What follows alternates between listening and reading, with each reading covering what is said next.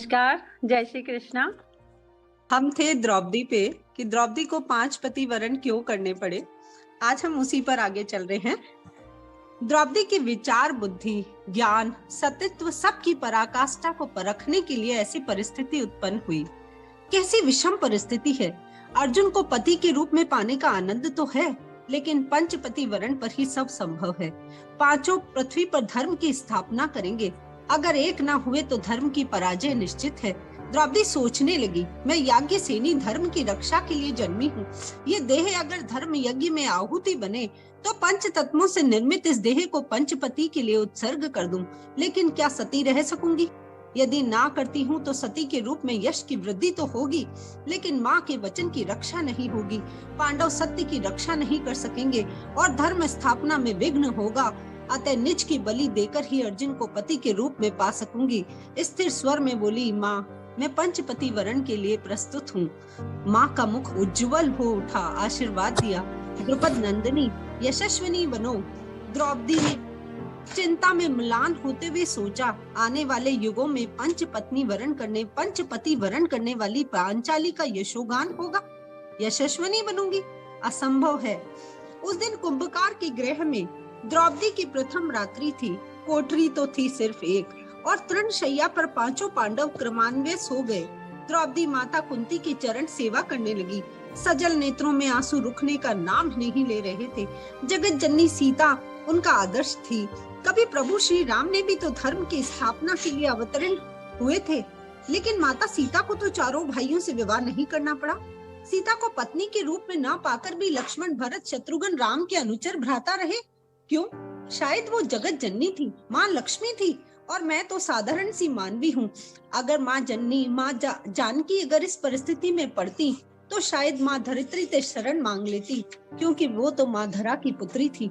लेकिन मैं तो यज्ञ की वेदी से प्रगटी हूँ, अग्नि के सदृश हूँ मैं, इसीलिए मेरा जीवन भी अग्नि के सदृश ही होगा। द्रौपदी के आंसू टपक टपक कर माँ के चरणों पर पड़ने लगे। कुंती बोल पड़ी, मैं तेरा दुख जानती हूँ पुत्री। भोजराज की पुत्री हूँ मैं।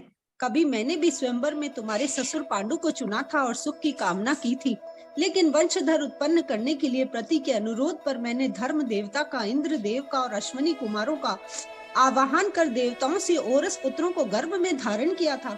सब कुछ सहा, दुनिया का उपहास सहा, व्यंग सुना, लेकिन जो किया वो पृथ्वी के मंगल के लिए जरूरी था पुत्री। और स्वयं को पुण्यवती समझो। पृथ्वी के कल्याण के लिए अपनी बलि देना कितने लोगों के भाग्य में आता है। अर्धरात्रि का समय था। द्रौपदी का भाई धृष्टद्युम्न दरवाजे पर प्रकट हुआ। राजा द्रुपद ने जान लिया था कि पांचों ब्राह्मण पांडव हैं। पालकी घोड़े भेजे थे और पांचों पांडव कुंती, द्रौपदी सबको लेकर पांचाल राज्य लौट पड़े। कुंती ने कहा, 5 विवाह वेदी बनवाइए। राजा द्रुपद ने कहा, क्या आपके 4 पुत्रों के लिए भी कन्याओं का निर्वाचन हो चुका? कुंती ने शांत स्वर में कहा, आपकी पुत्री ही पांचों पांडवों का वरण करेगी। अब तो द्रौपदी के पिता और भाई विचलित हो उठे। राजा द्रुपद ने कहा कि एक पुरुष से बहु नारी विवाह तो विधान है, पर एक नारी बहु पुरुष से विवाह करने से मेरी पुत्री का सती धर्म नष्ट होगा, जगत उपहास करेगा। युधिष्ठिर ने कहा कि गुरुजन का, माता पिता का आज्ञा पालन ही परम धर्म है। पिता की आज्ञा पालन के कारण ही परशुराम मात्र हंता बने थे। तभी कृष्ण द्वारपायन ने कृष्ण का आदेश सुनाया कि आर्यव्रत में धर्म की रक्षा के लिए पांचों पांडवों का माला सदृश एकत्रित और ग्रंथित होना जरूरी है। हे राजन, तुम्हारी रूपवती कन्या पुत्री तुम्हारी कृष्णा वो एकमात्र सूत्र होगी।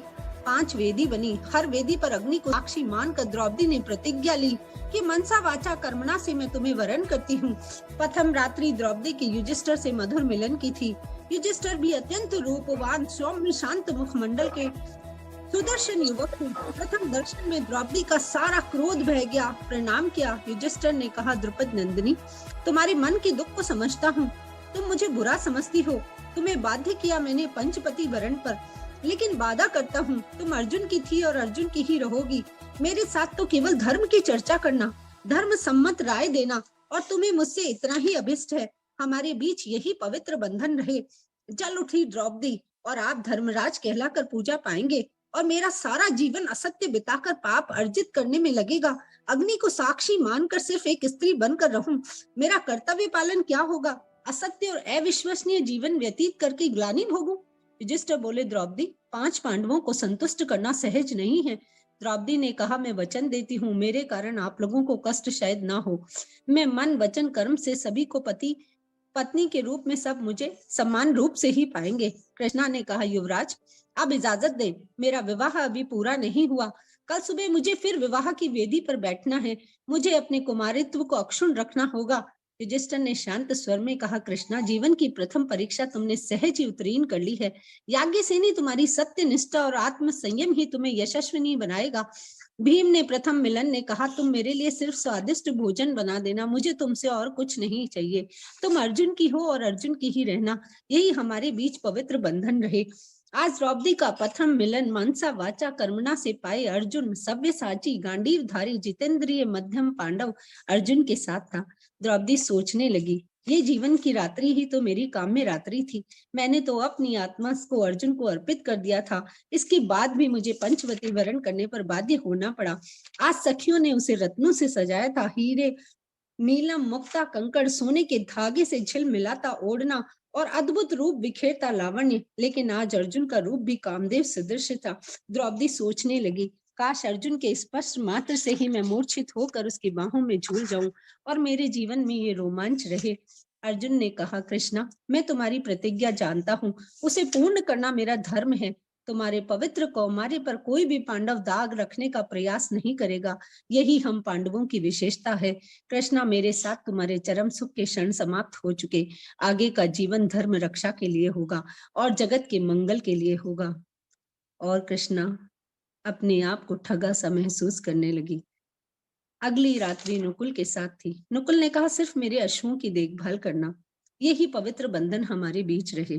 सहदेव ने कहा, मेरे साथ नक्षत्रों के ग्रहों के रोचक अध्ययनों से जन्म कुंडली को और भविष्यों को जानने में संयोग करना, बस यही पवित्र बंधन हमारे बीच रहे। विवाह संपन्न हो गए, लेकिन कन्या को विदा कहाँ करे। पति राज्य से विपंडित हैं। पिता द्वारा दिया गया दान दहेज किस अरण्य में रखेंगे। द्रुपद नरेश ने कहा, पंच पांडव और माता कुंती जितना दिन चाहे पांचाल में रहे, उनका आतिथ्य गौरवपूर्ण होगा। और विवाह की शर्त तैयार की गई।